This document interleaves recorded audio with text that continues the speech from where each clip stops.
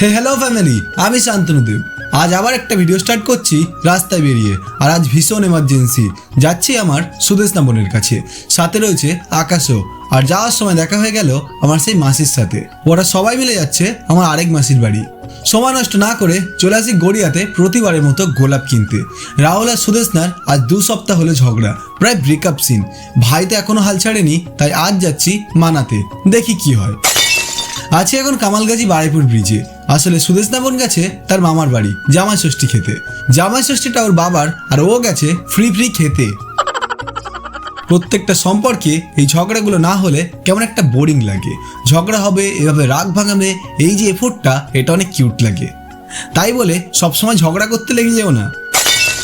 অবশেষে দেখা মিলল সুদেশনা বোনের। ও তো জানে না রাহুল আসবে, বাট এসে ও সারপ্রাইজ। মুখটা দেখো শুধু। তবে জায়গাটা অনেক সুন্দর। আর জলে দেখো ওটা কি, আর ব্রিজের ওপর এটা কি।